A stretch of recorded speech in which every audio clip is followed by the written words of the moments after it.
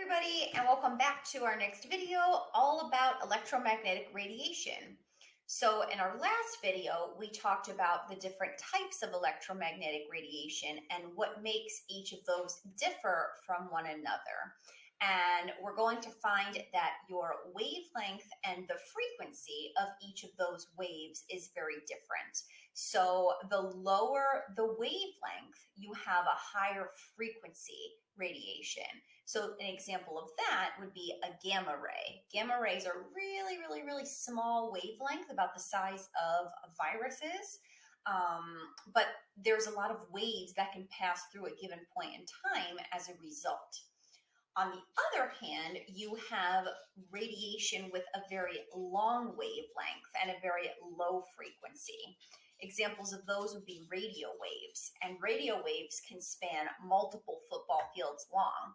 So actually, when you turn on a radio in a car or on the computer, let's say you're on Spotify or Pandora, that music is coming to you through radio waves, and those waves could be football fields long, which I always thought was really interesting. Just one wave is that big. We're going to talk a little bit more about radiation in a different sense in this case, and we're going to talk about the energy of each of these types of radiation. So yeah, a gamma ray and a radio wave are different, but why is it okay for radio waves to be whizzing past us all the time, but it's not okay for gamma rays? Why do they have to put a piece of lead over you when you get an X-ray done? Why, when you're in the sun a little bit too long and you're exposed to too much ultraviolet radiation, can that cause skin cancer? Waves are not only different in their wavelength and frequency, but they're also different in the amount of energy that those waves have. And we can determine how much energy these types of waves have. And one way specifically that we are going to look at that is by doing something known as exciting electrons. So we can actually get atoms to emit radiation, and it's actually quite easy to do that. If you were to take a gaseous element and run electricity through it, you can make those electrons excited, and if you put energy in, that energy has to come out. And then you emit radiation in that process. And that's what this image on the screen here is showing. So right here in the center would be your nucleus, of course, which has your protons and neutrons. And then we have our first energy shell. So remember, we talked about the energy shells back in Unit 3, I think it was, when we can fit a maximum of 2 electrons in the first energy shell, 8 electrons in the second energy shell, and so on. Here's our first shell, and here's our second shell. An electron is normally in its ground state, and its ground state means that it's in its most stable state. It's the lowest energy level that an electron can possibly have. When we were filling those electrons up in their consecutive energy levels, we were filling them up in their ground state. We were putting electrons in the lowest energy state possible. So you didn't actually know you were doing that then, but you were. However, we can make an electron excited. We can make an electron in its ground state actually bump up to an excited state. But it's not going to do that on its own. We have to input some sort of energy. So when we get an electron to jump from the ground state to the excited state, we have to put energy in. Now, once that electron is excited, or when it's very unstable, it's not going to stay in that unstable state for very long. What goes up must come back down. And since energy was required in order to excite that electron, there's going to be energy that's released in that process. So the energy that goes in to excite the electron is the energy that comes out. And we can determine what energy that has by looking at the different colors of light that come from this. So here is an excited potassium atom. So notice here, a lot of times you represent excited atoms by drawing these like little squiggles that comes off of there. that's just how it's represented. It looks kind of funny to me, but whatever. So notice off to the side, we have our very high energy over here. So this excited potassium atom has a lot of energy. That's because I had to input energy in order for that electron to get excited.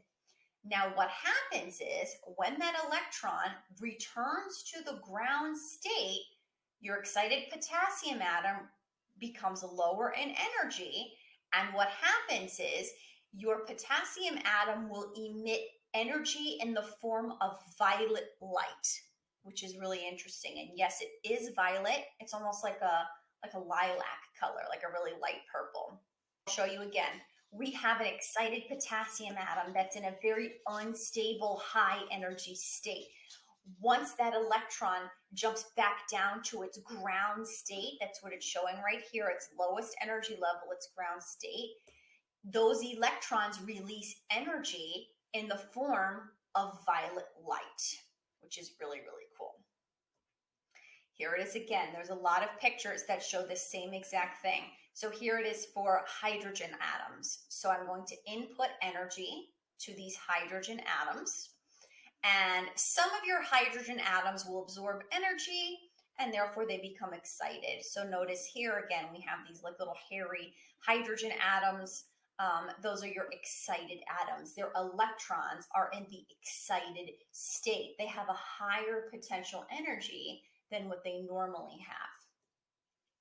And those excited electrons, if they go to a higher energy state, they have to come back down. In the same way, if you jump in the air, you have to come back down.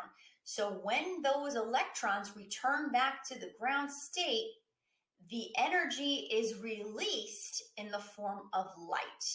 So the excited atoms emit photons of light and they return to the ground state. So photons are like little energy packets, but we're going to get to that in a second. But these photons are visible light, and visible light is a type of electromagnetic radiation. So we can determine the energy that these photons have by considering what wavelength they have on the electromagnetic spectrum. So we can quantize, we can put a value to what's the wavelength of light that's emitted from this process, and then we can calculate using a couple of equations what energy does that equal to. And that's something that's really important for upper level chemists to do when they're doing research on this type of chemistry. They always want to quantize the energy. They want to quantitatively determine how much energy does it take for an electron to jump up and come back down. And we're going to do something like this in class. So here is an example of when you excite the electron in hydrogen. So we are going, like I said, we're going to do this in class. So you're going to see this. We're going to go much more in depth with this. That one electron in hydrogen, when you input electricity into it, those electrons get excited. And when they get excited, they have to come back down to the ground state. And when they do, they emit energy in the form of light. And we tend to see this very faint pink light. Now, what you might be thinking is, well, wait a minute, the visible light spectrum doesn't have pink in it. So how do we have this pink color? Well, what we can do is we can use something called a spectroscope. And these spectroscopes can split apart the different wavelengths of light based on their wavelength. So what you'll get is when you look through a spectroscope or a diffraction grating that splits apart these wavelengths of light, you're going to find that actually there is no pink light that comes from the excitation of the electrons in hydrogen. What you're actually seeing is violet light, blue light, this teal light, and this red light, but we see a combination of those four. Our eyes can't split apart the visible light based on its wavelength, so we just see a blend of all of those colors. And we could separate those colors using actually a pretty simple instrument called a spectroscope. And we're going to do this in class using quite a few different elements. And this is a really fun demonstration that I love to do. In case you haven't noticed, I love to do a lot of things in this unit. So again, when this happens, when electrons go from the excited state to the ground state, they emit electromagnetic radiation. And normally, the type of radiation they emit are called photons. And a photon is just a small energy packet that transmits light. So normally, photons, or any type of visible light. So right now I have this ring light projecting onto me. Those are photons of light. When the sun is shining down, those are photons of light. You're watching this on a screen. Those are photons of light. Typically, you can also say photons in terms of other electromagnetic radiation, but normally I would just say it in terms of light. And we can determine how much energy each of these photons has. We can determine the energy that this electromagnetic radiation that comes off of these elements when we excite their electrons. We can determine that by the equation E equals H times nu. Nu you've seen before. Nu is the frequency of a type of radiation. H is a new constant, which is similar to C, which is 3 times 10 to the 8th meters per second. H is another constant, and this is called Planck's constant. And this value is 6.626 times 10 to the negative 34th joules times seconds. And there was a guy, a famous chemist called Max Planck, and he was the one to come up with this relationship between energy and frequency. So Planck's constant times the frequency of a type of radiation is equal to the amount of energy that those photons have. Let's dive in and do sample problem 3. So just like last time, let's get this equation down first. So we've been talking about electrons, and electrons can move their energy levels. They can jump up to an excited state, and what goes up must come down, so they can return back down to their ground state. And we can calculate the amount of energy that's required to excite an electron, which the amount of energy that's required to excite it is also the amount of energy that a photon emits as radiation. So therefore, we can find that energy because the energy of a photon of radiation or light is equal to H times nu. So nu is the frequency, so we've seen that before. E is energy, and H is a new constant, and H is 6.626 times 10 to the negative 34th joules times seconds. And this joule is a Joules, joules. It's a form of energy or a unit for energy. So it's joules times seconds. So, and of course, where E is the energy. So let's just get this stuff down here. E is energy, which is in units of joules. And this nu is your frequency. And the units of frequency don't change. They are going to be in units of hertz or 1/seconds. And again, I think I said it, but we didn't write this down. 6.626 times 10 to the negative 34th is what we call Planck's constant. So there's this guy, his name was Max Planck, and he was a big contributor to this kind of physics, because actually this is a type of physics. So let's go ahead and try sample problem 3. A certain blue light has a frequency of 6.91 times 10 to the 14th hertz. There's our frequency. What is the energy of the light? So in this case, we want to find E. E is energy. And we are only going to have to use the one equation for a lot of these ones towards the top. So let's go ahead and calculate that guy. So again, I always like to make a list of my variables here. So nu is the frequency, 6.91 times 10 to the 14th hertz. We want to find the energy,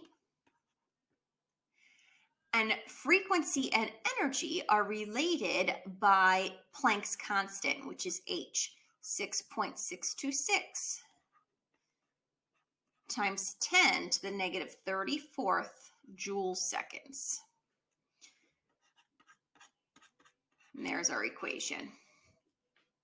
So again, just like before, I'm just going to plug my variables in and solve. Energy is what I'm trying to find, so I'm going to leave that variable there. H is Planck's constant, 6.626 times 10 to the negative 34th joules seconds times the frequency, which was what I was given in the problem, 6.91 times 10 to the 14th hertz. So to solve this one, you do have to multiply those two values by one another. And again, make sure you do these yourself and that you're getting the correct answer. So you should have 4.58 times 10 to the negative 19th, and the units for energy are the joule. And you can also calculate or figure out what your units are. So I'm going to show you how to determine units here. So if Planck's constant is in units of joules times seconds, and hertz, remember, is the same thing as 1/seconds, and I'm multiplying them by one another, units of seconds cancel each other out. So if you were to simplify that, you'd be left with units of joules. Or you can just remember energy is always in units of joules. That's another way to do it as well. Let's try B. A type of radiation has an energy of 1.8 times 10 to the negative 19th joules. What is the frequency? So again, I have energy is what I'm given. Frequency is what I'm trying to find. Let's make our little list of variables off to the side. So there's what I have. I know E, or I'm giving E. I have Planck's constant, and I want to try to find the frequency. So I can do that by using E equals H times nu. Let's plug my numbers in. 1.8 times 10 to the negative 19th joules equal to Planck's constant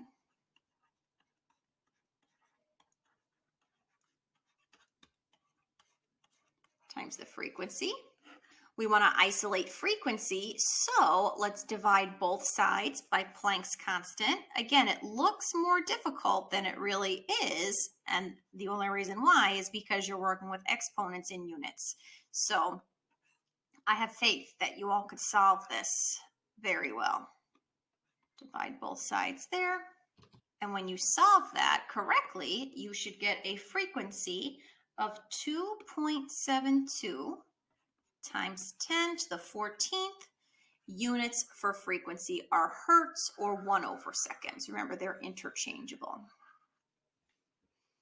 And that's it for those. So not too bad. Very similar to C equals lambda times nu, but we're working with a couple new variables and a new constant. But either way, they're both just one-step problems. So what I want you to do for sample problem 4, just do A and B right now. A and B for sample problem 4.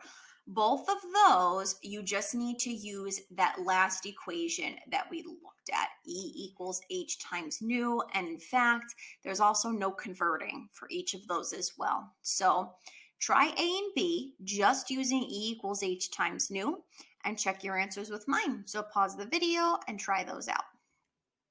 So there's your answers for A and B. For A, you should have an energy that's equal to 4.90 times 10 to the negative 19th joules. And for B, if you have the energy and you want to know the frequency, you should find that the frequency is equal to 2.34 times 10 to the negative 9th hertz. C and D are interesting. So let's take a look at these ones. The energy for a quantum of light is 2.84 times 10 to the negative 19th joules. What is the wavelength of this light? So what is the wavelength is what I'm trying to find, given that I have energy. So let's write these variables down like we've been doing. All right, so I have the energy and we want to know the wavelength. Now, we don't have an equation that directly relates energy to wavelength. So guess what we have to do? Well, we're actually going to have to use both equations, which is kind of interesting. So I'm going to pick a different color and let's jot both of these equations down. And I don't have a lot of room in this section. Well, I guess I could do it here. So we just have the one we did. We have E equals H times nu. And we also have this second equation, which is the one we talked about first. C equals lambda times nu. We want to find the wavelength. So this is the one we need to figure out. So let's highlight that. We need to find the wavelength, but we're given the energy. So what we're going to have to do is actually use this equation first, since I'm given the energy, solve for frequency, and then plug that frequency into C equals lambda times nu in order for us to get the wavelength. I'm going to separate these two equations by colors just because I think it's easier for you to see what I'm doing. So we're first going to have to use this equation right here. So I'm going to do a number 1 and we'll just say use E equals H times nu. And again, the reason why I have to use this equation first is because I'm given the energy in the original problem. So let's solve for frequency first. If I know E is 2.84 times 10 to the negative 19th joules. And I know H is Planck's constant, 6.626 times 10 to the negative 34th times the frequency. Let's go ahead and solve for frequency by dividing both sides by Planck's constant. And you should find that you would have a frequency equal to 4.2 times 10 to the 14th hertz. Now we're not done, and we're not done because the question is not asking for the frequency, it's asking for the wavelength. So once I do that, now I can use C equals lambda times nu to solve for the wavelength. And I could do that by plugging this number in to my frequency here. So let's get this down on paper. We know C is a constant. It's the speed of light and really the speed that all electromagnetic radiation travels at. 3 times 10 to the 8th meters per second. That's equal to our wavelength, which is what I'm trying to find, times the frequency. And I'm going to put this number in green just so we remember that that's where we got that number from. 4.2 times 10 to the 14th hertz. Let's go ahead and divide both sides by the frequency. And you should get, forgot to change the color as I was doing it, but that's okay. You should get a wavelength equal to 7.14 times 10 to the negative 7th. And remember, wavelength is units of meters. There's my final answer right there. So in this case, you did have to use the two equations back to back. If you're really good, you can combine them into one equation.